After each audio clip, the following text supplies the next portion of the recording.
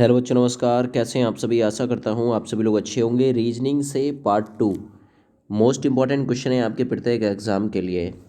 दोस्तों, सबसे पहला सवाल देखिए। क्वेश्चन है, कमल, फूल और गुलाब का वेन आरेख खींचिए। आपके प्रत्येक एग्जाम में वेन डायग्राम से क्वेश्चन आता ही आता है। तो आप लोगों को इस प्रकार के क्वेश्चन को कैसे आसानी के साथ में सॉल्व करना होता है, दूसरा कभी गलती ना हो इस प्रकार से आप लोगों को ट्रिक यूज़ करना पड़ता है। मैंने आपको वेन डायग्राम इससे पिछली वीडियो में जब सिखाया था तो ऐसे बताया था। पहले आपको कमल और फूल का रिलेशन देखना है, फिर आप लोगों को बैक में फूल और कमल का रिलेशन आपस में देखना है। दूसरी बार में आपको देखना है फूल और गुलाब का रिलेशन। अगली बार में आप लोगों को गुलाब और फूल का रिलेशन देखना है। फिर आपको गुलाब और कमल का रिलेशन देखना है, और एक बार कमल और गुलाब का रिलेशन आप लोगों को देख के चलना है। कैसे देखोगे? आप लोग सोचो, क्या जितना भी कमल है क्या सभी कमल फूल हैं? आप कहेंगे बिल्कुल सर, सभी कमल फूल हैं। जितने भी फूल हैं क्या सभी में कमल आता है? नहीं। एक बार भी अगर किसी तरफ से ऑल का रिलेशन बैठ जाता है तो ऑल का ही रिलेशन माना जाता है दोस्तों। तो जितने भी कमल हैं वो क्या हैं? सब फूल हैं। तो यहाँ से पहली बार की गणना में ही ऑल का रिलेशन मिला, यानी जितने भी कमल सब के सब फूल। इस प्रकार से क्या सभी फूल गुलाब हैं? क्या सभी फूल गुलाब हैं? नहीं। लेकिन जितने भी गुलाब हैं वो क्या हैं? सभी फूल हैं। तो यहाँ से भी ऑल का रिलेशन। गुलाब और कमल में कोई रिलेशन? गुलाब का फूल अलग है, कमल का फूल अलग है। तो यहाँ से ये रिलेशन रहेगा नो। दो बार ऑल, एक बार नो पर रिलेशन कौन सा बनता है? एक बार नो पर ये रिलेशन बनेगा, दो बार ऑल पर ये रिलेशन बनेगा। तो ऑप्शन नंबर तीसरा बिल्कुल आप लोगों का राइट आंसर बनेगा। कमल, फूल और गुलाब का Venn diagram option number C में जो दे रखा है यही होगा दोस्त। आगे बढ़ते हैं सवाल नंबर 2 की तरफ। सवाल नंबर 2 रहेगा मिसिंग नंबर से। यहाँ पे आपको मिसिंग नंबर फाइंड करना है क्वेश्चन नंबर 2 में। 2, 10, 30, 68 आगे यहाँ क्या आएगा? बताइए जी, क्या आएगा? इंपॉर्टेंट ये क्वेश्चन है। दोनों के बीच अंतर करिए, 8 का अंतर है। यहाँ पर दोनों के बीच अंतर रहेगा 20 का। यहाँ दोनों के बीच अंतर रहेगा 38 का। फिर आप लोग अंतर फिर दोबारा से करिए। यहाँ इनके बीच 12 का अंतर रहेगा। इनके बीच जो अंतर रहेगा 18 का अंतर रहेगा। 6 के अंतर पे तो आप लोग फिर से ये अंतर करोगे, 24 का अंतर हो जाएगा। आप लोग बस ये जोड़ दीजिए, 68, 38 और 24, इनको आप लोग सम करिए, शायद उत्तर मिल जाएगा। 8, 8, 16, 16 4 20, 20 की जीरो हासिल कितना हुआ? 2, 6, 3, 9, 2, 11, 11 2 कितना हो गया? 13। ये मिल गया 130। तो इस प्रकार से 2 से 3 बार अंतर करने पर भी क्वेश्चन का सॉल्यूशन आपको देखने के लिए मिलता है। तो आप लोग आसानी के साथ में ऐसी ट्रिक का भी यूज़ अपने एग्जाम में करने की कोशिश कीजिएगा। अगले क्वेश्चन की तरफ चलता हूँ। सवाल नंबर 3। सवाल नंबर 3 रहेगा, जैसे धन का पब्लिक दुरुपयोग करती है उसी प्रकार से लेखन का क्या किया जाएगा? आपके पास धन है और आप में अकल नहीं है उस धन का अच्छी तरीके से यूज़ करने का, तो वो धन का दुरुपयोग कहलाता है। आपके लेखन में क्षमता है और आपके लेखन को किसी ने चुराया है, आपके लिखे हुए को, तो वो क्या कहलाएगा? धोखा, चोरी, अशुद्धि या साहित्यिक चोरी। तो लेखन की जो चोरी कहलाती है वो साहित्यिक चोरी में आता है। जैसे धन का दुरुपयोग पब्लिक करती है वैसे ही लेखन का होता है साहित्यिक चोरी। ठीक है ना? याद रखना, यानी किसी का पढ़ाया हुआ दूसरे ने और उसी को एक्सप्लेन कर दिया, तो ये साहित्यिक चोरी में ही आता है दोस्त, याद रखना। ठीक है, आगे बढ़ते हैं। आशावादी, प्रसन्न, निराशावादी क्या रहेगा? जो आशावादी लोग होंगे वो हमेशा प्रसन्न रहेंगे। जो निराशावादी लोग रहेंगे वो किस प्रकार से, यहाँ आप लोग क्वेश्चन मार्क की वैल्यू फाइंड करेंगे, जरा बताइए। तो निराशावादी क्या स्वार्थी होंगे? नहीं। निष्कर्ष? नहीं। नगण्य? नहीं। जब आशावादी प्रसन्न है तो निराशावादी उदास होंगे। याद रखो, जिनके अंदर निराशा है तो वो कैंडिडेट उदास रहेंगे, जिनके अंदर आशा है कुछ करने की तो वो प्रसन्न रहेंगे। याद रखो, ठीक है ना? तो डी विकल्प सही था। अगला क्वेश्चन, क्वेश्चन नंबर 5 रहेगा, ये आपका ब्लड रिलेशन से, यानी ये आपका रहेगा ब्लड रिलेशन से, वो भी इशारे वाले सवाल से। एक महिला की ओर संकेत करते हुए साइमन ने कहा, वह मेरे पिता की एकमात्र बहन की पुत्री है, वह महिला साइमन से किस प्रकार से संबंधित है। आप लोगों को इस प्रकार के क्वेश्चन को कैसे बना के चलना है। साइमन ने कहा है तो साइमन को ऐसे बनाइए, साइमन लड़का है और लड़के को आप लोगों को इस प्रकार से डेकोरेट करके चलना है। इसने इशारा किया है किसको देख के, एक महिला देखिए कोई, ये एक महिला है गोल मुंह की और पुरुष चौड़े मुंह का बनाओगे। इसने महिला देखी साइमन ने और इसने कहा, है ना, इसने कहा वह मेरे पिता, यानी साइमन ने कहा है पिता, तो पिता इससे बड़े होंगे, पिता को बना लो ऊपर।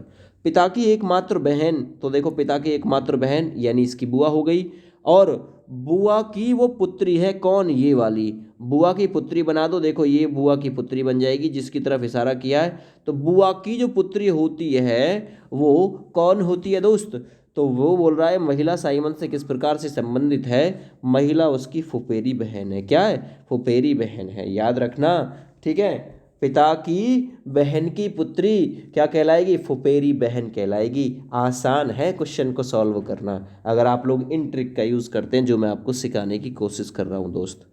आगे आइए, यदि परसों शुक्रवार था तो आगामी परसों के बाद तीसरा दिन क्या होगा।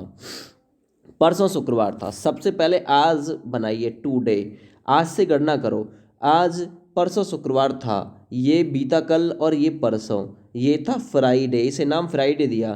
तो आगामी परसों, सबसे पहले आगामी कल, आगामी परसों के बाद तीसरा दिन, एक दिन, दो दिन, तीसरा दिन क्या होगा। ये बृहस्पतिवार है ना, शुक्र, शनिवार, इतवार, सोमवार, मंगल, बुध, बृहस्पति, है ना। तो आपका आंसर इस सवाल का क्या जाएगा। यदि परसों शुक्रवार था, ये जो बीता परसों है, ये बीता कल, ये बीता परसों, परसों शुक्रवार था, तो आगामी परसों, आगामी परसों यानी कल, आने वाला कल, और ये आगामी परसों के बाद तीसरा दिन कौन सा होगा, के बाद एक, दो, तीन। तो आप लोग गिनिए, शुक्र के बाद में शनिवार, इतवार, सोमवार, मंगल, बुध, बृहस्पति, ये दिन जाएगा शुक्रवार। कौन सा दिन जाएगा, शुक्रवार जाएगा, और शुक्रवार ही इस सवाल का दोस्त राइट आंसर हो जाएगा, ठीक है ना, याद रखना। ठीक है भैया, क्लियर हो गया। चलिए आगे आइए अगले सवाल पे। एक खास कोड में रेल को इतना लिखा जाता है, यानी 5, 7, 9, 6 लिखा जाता है, और टेप को 3, 7, 4, 8 लिखा जाता है, तो उसी कोड में पेयर को क्या लिखा जाएगा। इस प्रकार का क्वेश्चन आपके एग्जाम में आता ही आता है, चाहे आप लोग रेलवे का एग्जाम दे रहे हो, यूपी पुलिस का, एमपी पुलिस का, किसी भी स्टेट पुलिस का दे रहे हो, सीजीएल, सीएचएसएल, एमटीएस, सभी में क्वेश्चन बनता है। तो आप लोग को करना इसमें कुछ नहीं होता है, यहीं से वैल्यू फाइंड करना होता है। आप लोग ढूंढिए पी। अब पी इन दोनों में से, रेल में या फिर टेप में से कहीं पे दिया हुआ होगा। अब देखो पी दे रखा है तीसरे नंबर पे, तो पी के लिए यहाँ डिफाइन किया गया है 4। पी के लिए जो यहाँ इस मतलब लेटर में लोगे वही आपको अंक में लेना है। लेटर में तीसरा है पी, तो अंक में भी तीसरा 4 है। तो पी के लिए 4, यानी ऑप्शन 4 से शुरू होगा। ए के लिए क्या कोड दे रखा है, ए के लिए ए दूसरे नंबर पे है, तो 7 भी दूसरे नंबर पे, तो 4, 7, ठीक है। अच्छा आई, आई के लिए क्या दे रखा है, आई ये रहा तीसरे नंबर पे, आई के लिए 9 दे रखा है, 9। आर के लिए क्या दे रखा है, आई पहला है, ये दे रखा है 5। तो 47, 95, इन्हीं में से आप लोगों को सबमिट करना था, इन्हीं में से आप लोगों को छांटना था। तो बिल्कुल आप लोगों का राइट आंसर आएगा 47, 95, ए ऑप्शन। आशा करता हूँ समझ में आ रहा होगा, बिल्कुल आएगा, समझाना। सवाल नंबर 8 देखिए, निम्नलिखित में से विषम, विषम का मतलब होता है जो इनके ग्रुप में नहीं आता, जो इनसे अलग है उसे आप लोग फाइंड करिए। द्वीप, खाड़ी, अंतरीप या प्रायद्वीप, ये सभी जुड़े हुए हैं आपस में, प्रायद्वीप हो गया, खाड़ी हो गया, द्वीप हो गया, लेकिन अंतरीप अलग है इसमें से।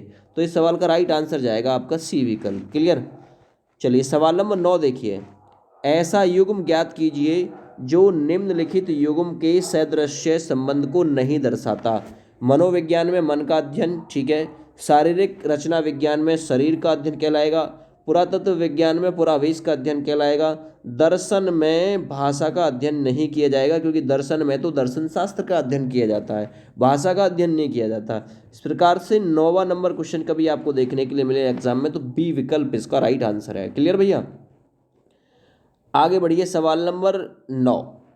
सवाल नंबर 10 है, 9 दिन पहले मोहिनी सिनेमा देखने गई, 9 दिन पहले गई थी, वह केवल बृहस्पतिवार को ही सिनेमा देखने जाती है। 9 दिन पहले, आप एक चीज़ सोचिए, 9 दिन पहले का दिन मिल गया आपको बृहस्पतिवार, क्यों? क्योंकि वो केवल बृहस्पतिवार को ही तो जाती है सिनेमा देखने।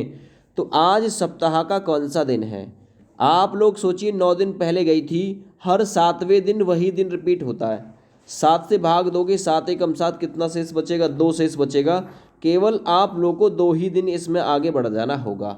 या फिर आप लोग 9 दिन चल के चले आइए, 9 दिन पहले गई थी, बृहस्पतिवार था 9 दिन पहले, तो मैं ये 9 दिन पहले लिख दूंगा, 9 दिन पहले था बृहस्पतिवार, और हर 7वें दिन वही दिन रिपीट हो जाता है, तो 7 का भाग देना, शेष पे काम करते हैं, केवल 2 दिन बढ़ जाओ आगे। आज सप्ताह का कौन सा दिन है? बृहस्पतिवार की जगह शुक्रवार, शनिवार। तो आज सप्ताह का जो दिन है वो शनिवार है, ये याद रखना, ठीक है। या फिर आप लोग 9 दिन का हिसाब लगा लेना, 1 2 3 4 5 6 7, है ना, 8 9, और वो 9 दिन पहले गई थी, तो ये वाला जो दिन था बृहस्पतिवार था, है ना, 9 दिन पहले। तो अब बृहस्पतिवार 9 दिन पहले इस बृहस्पतिवार को जाती है, शुक्र शनिवार इतवार सोमवार मंगल बुध बृहस्पति शुक्र शनिवार, तो कौन सा दिन आ रहा है? शनिवार आ रहा है, ये याद रखना, ठीक है भैया। ऐसे भी कर सकते हैं, जैसे चाहो, जिस प्रकार से चाहो। अगला सवाल, सवाल नंबर 11, मोस्ट इंपॉर्टेंट ये क्वेश्चन रहेगा आपके एग्जाम के लिए। सुमा उमा से छोटी है, नेहा सुमा से बड़ी है, सुधा उमा से लंबी है लेकिन हेमा से छोटी है, उमा नेहा से लंबी है, इनमें सबसे लंबा कौन है? ऐसा क्वेश्चन एग्जाम में जरूर आता है। सबसे पहले बनाइए, सुमा उमा से छोटी है, जो सुमा है वो उमा से छोटी है, तो उमा इससे बड़ी हो गई, ये लो जी, है ना, ऐसे बनाना है।